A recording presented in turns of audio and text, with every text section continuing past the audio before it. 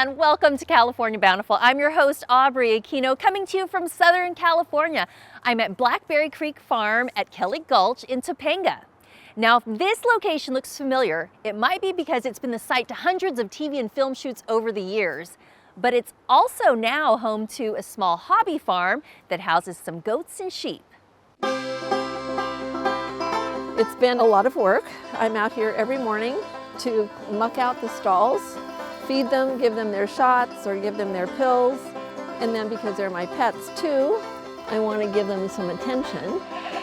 It's been 10 years since Sally Young traded in the city grind for life on the farm. I knew I wanted to have animals on my farm, but I didn't want to eat them. So I wanted to have animals that gave us something, and giving us fiber seemed to be a good idea. Now that the approved fabrics have been selected, let's see how the high quality specified is maintained. These are Pygora. A Pygora is a cross between a pygmy, which is a small goat, and an Angora, which is a super soft, bigger goat. So this is Winston, my buddy, and this is Lily. Their fur is super, super soft. You can tell the difference. See how curly hers is? And Winston is more like a cloud, but they're equally as soft and easy to spin. And these guys are 10. They usually live to be about 14 years old. They're super spoiled, so they'll probably, hopefully, live longer than that. And because they have long hair, people will come and go, "Oh, can I pet your sheep?" Or "What is that?" And they're not, they're goats. They're just fancy goats, huh, Winston? In addition to her Pygora goats, she has a pair of Southdown baby doll sheep too. Baby dolls are only 24 inches high, and like I like to say, they're also 24 inches wide. Because she's very spoiled and she eats a lot. They're our pets first. Our grandkids love them. And we wanted ones that had good personalities. I can tell always what's going on with their growth and with the fiber by just opening their skin. Like if they had bugs, see, I can look and see there's no bugs there. No lice, there's nothing. You can see right here, this is his natural color, was this dark, dark chocolate. But it's all gone now, he's getting grayer. But there again, you can open up and see beautiful clean wool. The animals are sheared one time every year, and Sally saves their fiber, AKA the fur and hair. I sent back, it was a 2-year supply, almost 90 pounds of raw fiber. Now raw fiber will have things called VM, which is vegetable matter, which is, you know, little pieces of stuff that you'll pick out. Before I send it, I make sure it doesn't have any poop in it, and we take out all the parts that are around their legs and stuff that you wouldn't use anyway. And then it's sent off to a mill. We use different mills for different things. And then 4 or 5 months later, we'll get the fiber back. This is all fiber that's ready to be spun. And people will spin it into yarn and some dye it, and then they spin it, and they'll make any number of items, whether it's clothes or rugs. And as Sally's hobby farm has grown, so has her fibershed network. We call it a Winston, but this is a blanket. Fiber animals come in a lot of sizes and shapes. So sheep, alpaca, llama, goats, Angora rabbits, those are some of the main breeds. And then there are also fiber plants, so cotton, hemp, and flax, and then a variety of other sort of less traditional or less well-known fibers. But for the most part, for thousands and thousands of years, I mean, people have created clothing from plants and animals that are within their ecosystem, and then the ecosystem is the fiber shed. So when you shear a sheep, for instance, you get all of this yummy, beautiful fleece. And then if you process it and remove all the vegetable matter because the sheep has been running around outside, you can turn it into beautiful yarn, and then you can weave it, you can knit with it, you can crochet with it, and you can make a beautiful sweater. Leslie Roberts coordinates Southern California's Fibershed Creatives. And our objective really is to connect the people who have farming animals. And so whether that would be Sally here at Blackberry Gulch, or whether it's a larger scale sort of commercial enterprise, and find creative opportunity and economic opportunity. So how can we use that fiber in a meaningful way and create both clothing and economic opportunity, but also a sense of community? I think many of us are looking for ways to connect with other people. Straight ahead, we'll get cooking with a recipe incorporating local artisan cheese into Cal-Italian dishes. But first, the most delicious and nutritious plants you can grow in a garden? Stay with us. California Bountiful will be right back. California Bountiful is brought to you by the California Farm Bureau. Home is where you start the day. Out the door, you're on your way.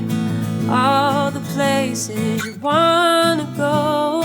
Maybe you should take it slow. There's so much to care for in your life. That's why Nationwide is on your side. Golden Sky Country Music Festival coming to Sacramento, October 14th and 15th with Eric Church. All you gotta do is put a drink in my hand. John Party. Maren Morris. Parker McCullum. And Jordan Davis, Lainey Wilson, Winona Judd, and more. Golden Sky Country Music Festival at Discovery Park in downtown Sacramento. Passes starting at $10 down at goldenskyfestival.com.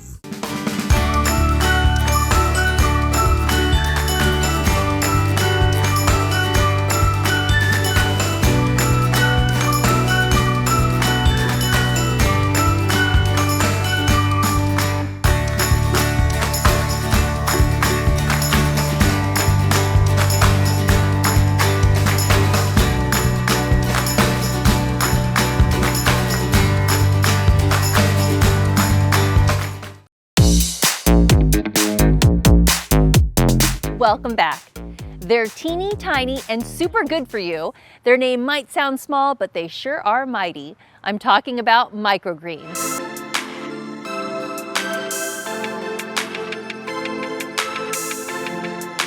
Microgreens is one of the newest, most healthiest products that's out there right now. It's been around for a long time, but right now it's starting to get a little bit more traction in the general population and to people's homes.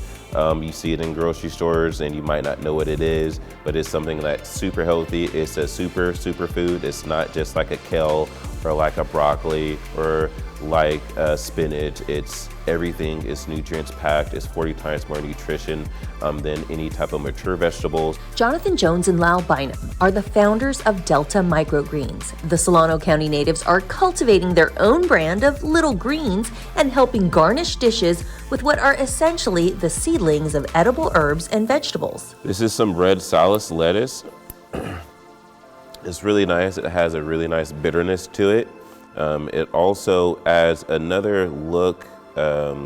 When it gets colder, it actually gets a little bit more speckled, and it actually has a really nice flavor profile. The bitterness like natural lettuce, but it actually has the look of something cute and miniature that just makes plates and makes your food look great. Chervil, dill, fennel, marigold, basil, and it really has a really nice flavor profile that goes along with any other dishes that some of our chefs really like. Microgreens come in a number of varieties. They're loaded with nutrients and pack a whole lot of flavor too. When you try micro celery, it tastes like you're chewing on a celery stalk.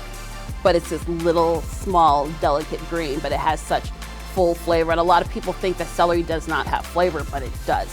In some ways, to me, it actually could be overwhelming. And so, but in this little delicate microgreen, you can totally like control the amount you put on there. But it has such a crazy big flavor. You just don't expect that from celery or a microgreen, and it's there. And Compline in downtown Napa executive chef Jameer Gray enjoys finding ways to incorporate microgreens into her menu. A lot of chefs use microgreens, but a lot of times we don't actually see where it comes from. And knowing that our microgreens are coming from Jonathan and Delta Microgreens and it's local, they're just like 10 minutes away. They're super fresh every time. If I'm starting to get low, I can contact him and I can get a really fresh new batch to me the next day. So everything ends up coming nice and fresh, and they're never wilted, and just makes all of our dishes look great. And Gray sees the value in having a local grower as a go-to. We can discuss like what he has growing, and then from that I can think, oh, that could actually be really cool on like a dish that I want to do in the future. And then from there he can like make the plans to grow that for me, and then it actually turns the experience into a really tailored dish for us and the guests. I mean, just take a look at these 2 tasty plates, garnished with Delta Microgreens. Starting off with the spinach tortelloni, local spinach coming from Full Belly Farms, topped off with some Iacopi English peas, pecorino, pickled shallots, as well as the micro pea shoots coming from Delta Microgreens. It's a very fresh dish. The pickled shallots really pop and make all the ingredients come out and brightens that up. It's a popular dish. And the other one is the California King salmon, and we topped it off with a little bit of lemon beurre blanc, as well as some local sugar snap peas, some blanched sea beans, as well as the micro dill, as well as nasturtiums coming from Delta Microgreens. And moving forward, Delta Microgreens wants to continue sprouting out into the community. It's essential to have fresh produce, and essential to have local produce, and it's essential for people to buy local produce. And the grocery store is nice, but the grocery stores are for convenience. This is to help farmers, to help local businesses and local farmers.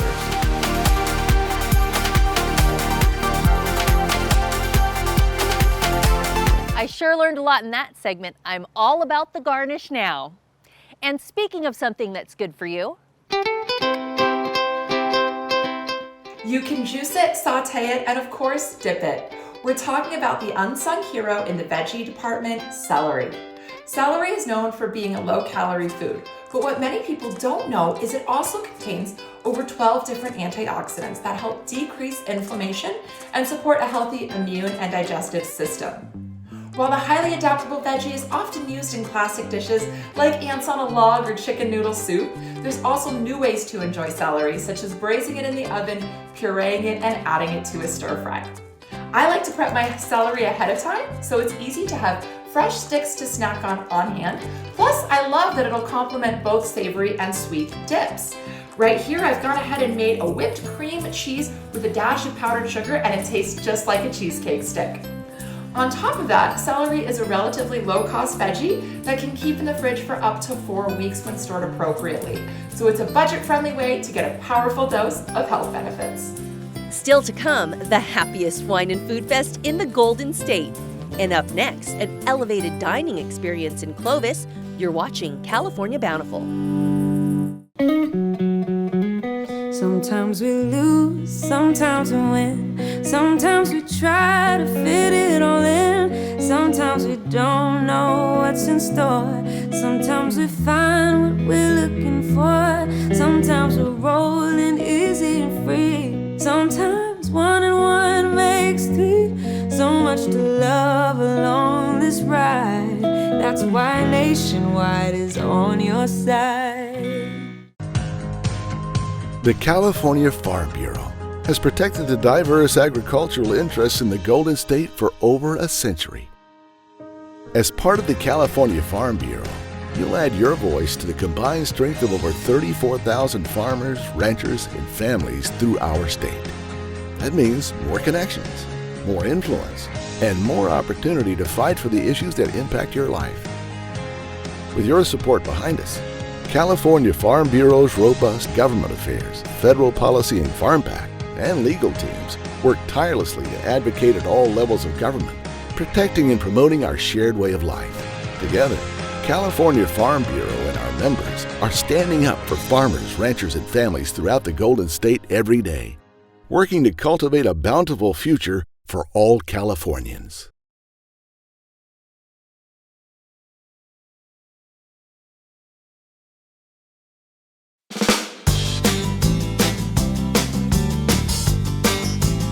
Welcome back. This next story is about a longtime California favorite that's truly meant for all ages.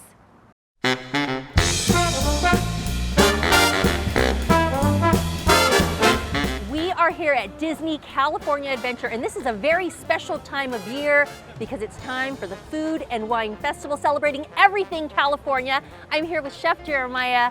Chef, why is this such a great event and great time to be here? I think we tell a very good story here in Disney California Adventure. I think we have amazing cast, amazing chefs, and front of house managers that really bring thoughts, suggestions to the table that give us all inspiration to create this amazing offering. The fan favorite annual event features specialty foods and beverages, entertainment, and more to celebrate the best of California's diverse culinary scene. Food and Wine Festival is our big one. This is our favorite. And we have the ability to kind of insert different twists to some originals that some of us bring to the table, right? So if you think about, the amazing chili relleno empanada that we have on the menu, or the barbecue brisket slider, like it all started with an idea of like, hey, have you ever thought about chili rellenos? Well, with our volume and how much we do, maybe that's not the right choice, but how do we maybe take that and tweak it and bring those flavors in a different component, a little bit more playful, a little bit fun.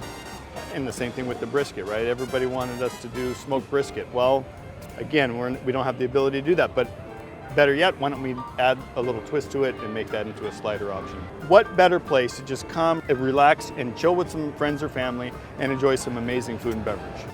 I have one of these lanyards with this wonderful tag. How does this work? The Sip and Savor Pass. This is huge. This allows the guest the ability to kind of mingle through the marketplaces and some of our restaurant locations that are also participating, and you get small sample sizes. So the experience allows you to save a little bit of money and still enjoy a good variety of food items. Right, and I couldn't make the trip to the happiest place on earth without channeling my inner kid and my actual kids to soak in the experience. That's a kid's dream come true.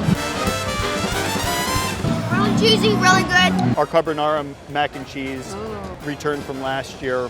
It's just something that our guests, it's a comfort food. I don't know if it's just the mac and cheese thing, but like, and it's delicious. It's like an elevated mac and cheese, so the Right. kids like it and the parents. Absolutely. We have an elote paleta. Ooh, I love elote. So think about like your street corn that you might be familiar with on the streets of LA and Mexico. Yeah. So you got those flavors, but in a paleta style. So it's the sweet corn cream that's made into a popsicle, right? That we finish with some cotija, we finish with some spices, Sounds amazing. a little lime juice, and then we top that with some dehydrated corn. Ooh, And so okay. you got this, I know what it is, but I'm not quite sure. So like the mind is like, what is going on?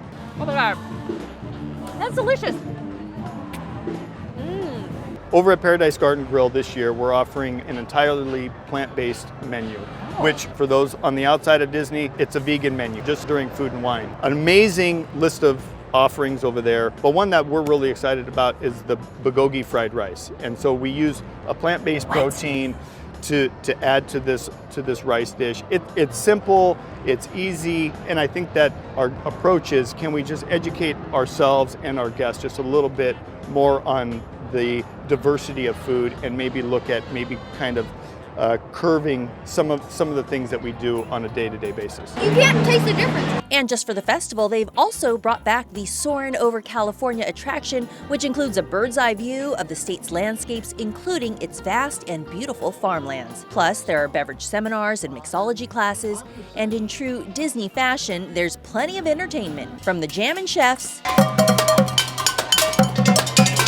to a kid-approved cupcake culinary foodie experience at Alice's Wonderland Bakery unbirthday party. There's something for everybody here. We have non-alcoholic beverages just as well as the alcoholic beverages. We have amazing food that might be a little bit too spicy for some kids, but we also have some food that is pretty mellow and mild, and our younger audience will also enjoy. My sous chef will cook up a storm.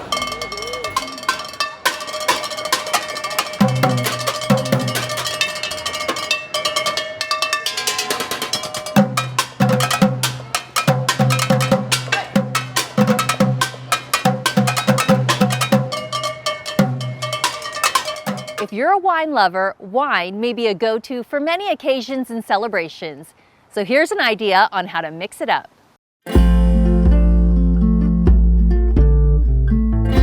Hi, I'm Amy LaBelle, winemaker at LaBelle Winery and author of Wine Weddings, something that we love to do at the winery and that I love to create for all of our special weddings at the winery are specialty cocktails based with wine as a main ingredient. And now I'd like to show you how to make a drink we call the Hemingway, named for Ernest Hemingway, who apparently loved drinks with lime in them. And this again is a wine-based cocktail with wine in two ways. So we've got first a little bit of rum, white rum, whatever your favorite is works, just about an ounce. Then we're gonna do 3 ounces of a white wine. I'm using my Seyval Blanc. Any white wine with a nice bright acidity will be great in this cocktail. Then we're gonna do some fresh grapefruit juice. If you can squeeze this fresh at home, that's great, or just get a really good quality one. A splash of that lime, just to brighten it up a bit. And we're gonna finish it with the wine syrup. That was based in champagne and a little Chardonnay. And we want to shake that up to both dilute it and make it cold. So you get a little frost on that shaker. And I don't want ice in this drink, so I'm going to strain it into a beautiful martini glass. Drink that straight up with perhaps a garnish of mint. Cheers. Coming up, a delicious take on beets and cheese that you won't want to miss.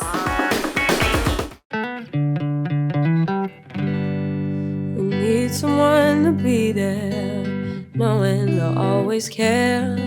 Someone who lights your way each and every day. Doing what you love is everything, so we can celebrate the joy it brings. There's so much to protect in our lives. That's why Nationwide is on your side. Are you looking to uncover more of the bounty of California's rich, diverse, and delicious food and wine scene? Then it's time to get social with us. Find even more great content from farm to fork and everything in between, like recipes, behind the scenes, on food and wine tours, plus useful info on what's good for you and so much more. Join an engaging community of like-minded foodies and tell us what great story ideas you have for us too. So what are you waiting for? Get in on the conversation now. Find, follow, and talk to us on social at CA Bountiful. You love your pet and would do pretty much anything for them.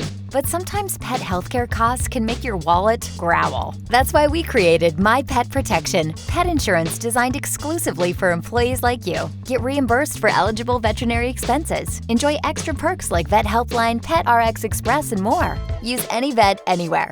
Signing up is easy. Just tell us about your pet and choose your level of reimbursement. My Pet Protection is available only through your employer. Get a no-obligation quote today.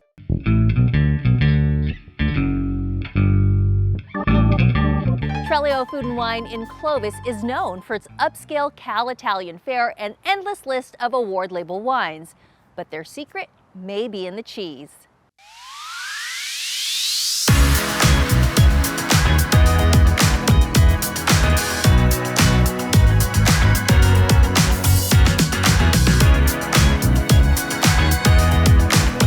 Welcome to Trelio Restaurant. I'm Chris Shackelford, the sommelier and chef owner of the restaurant here in Old Town Clovis of California. And what we're doing here is we're showing off a little bit of Rocky Oak's Princess Pride cream cheese. This is their fresh style goat's milk cheese that they do out at the creamery. And this recipe is going to be a golden beet recipe that we utilize this as a kind of a sauce with it. We're still going to dress the beets and everything. So what we start here with is some golden beets that I've already roasted in the oven, allowed to chill. And then I kind of marinate them peel and let them marinate in a little bit of vinegar, sugar, and salt. And we're gonna cut these into smaller, more salad-sized pieces. That, we're gonna add them to a bowl here, and I'd use about 3 beets here. Be a normal size portion. And then to this, we're gonna add what we make is a saba, and the saba is a cooked must of grapes, kind of similar to balsamic, but we use fresh local grapes, red dark grapes, and we cook it with balsamic for about 2 days. and it makes a syrupy, sweeter type of balsamic. A lot of people use like a balsamic glaze. We kind of make the same thing, but utilizing a grape and balsamic itself. And then we have a local producer of olive oil, Enzo's Table, and we're going to put a little medium, slightly bitter olive oil in it. And then we're going to season this with a little salt and pepper. And we're going to just toss that around real quick and let it kind of marinate in there. Cover it all up, and kind of mix around the seasoning. I'm going to put that off to the side. Then we're going to work on our little dressing here. So we're going to take a little bit of this Princess Pride goat cheese, and I brought it to slight room temperature, just under room temperature. Add a little bit of that, and then we have about a half a cup of buttermilk. And we're going to kind of make a mixture out of this, kind of get it all incorporated. Kind of crush the cheese into the buttermilk first, and we're going to season this with a little bit of salt and pepper and sugar. And then we're going to add some herbs to this just to kind of fill out its flavor. And you can do pretty much any type of herbs, but I decided to kind of go a weird direction with cilantro and chopped dill, about a teaspoon of each. And then about a tablespoon of chopped chives. I'm going to mix that in. And then we are pretty much ready to plate. So we're going to take our wild rice, and we're going to add our beets that have been tossed in this liquid, which will make them a little bit sticky and allow them to coat and take on that wild rice.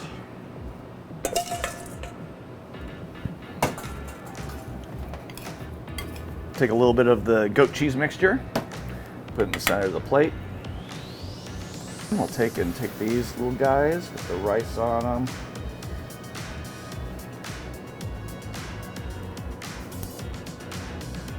And then we'll finish it off with some blood orange segments. And finish it off a little bit drizzle of extra dressing and just a touch more of the Enzo olive oil. The golden beet salad with blood orange and Princess fresh goat cheese, balsamic, and Enzo olive oil. I think it's great that they locally sourced from a goat creamery that's in the same neighborhood. And that's going to do it for this episode from Blackberry Creek Farm at Kelly Gulch. Join us next week for another new show, and until then, you can find us online at CaliforniaBountiful.com. I'm Aubrey Aquino. Take care and have a great week.